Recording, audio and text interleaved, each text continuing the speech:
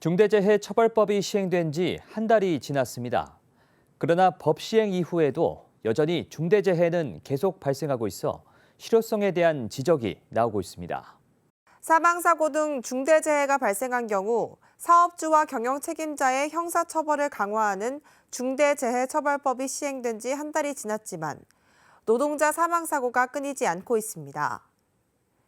산업재해 예방을 강화하려는 움직임보다 법적 책임을 피하려는 분위기가 드러나 안전대책을 강화해야 한다는 목소리가 나오고 있습니다.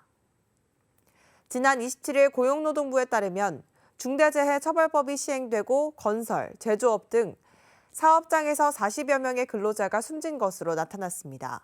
전년 동기와 비교하면 사망사고 건수는 52건에서 17건 줄고 사망자 수도 52명에서 42명으로 10명 줄었습니다. 이 중 중대재해처벌법 적용 대상 사고로 범위를 좁히면 사망사고는 9건, 사망자는 총 15명입니다. 업종별로 보면 건설업은 사망사고 5건, 사망자 6명이 발생해 전년 동기에 11건, 11명보다 각각 6건, 5명이 줄었습니다. 제조업에서 사망사고는 4건으로 전년 동기에 6건보다 2건 줄었으나 사망자 수는 전년 동기에 6명보다 3명 늘어난 9명입니다. 기타 업종은 중대재해처벌법 대상 사망사고가 발생하지 않았습니다.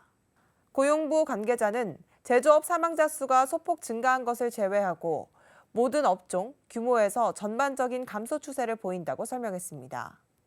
그러나 사상자가 발생한 사고가 잇따라 발생한 것으로 보아 산재 위험도는 여전히 높다는 우려가 나오고 있습니다.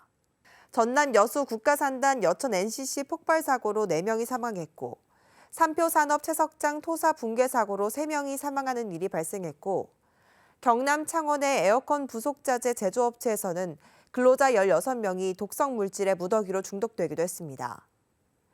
전문가들은 당국이 산업 현장에 미진한 안전체계를 구축하는 데 만전을 기해야 한다고 말했습니다.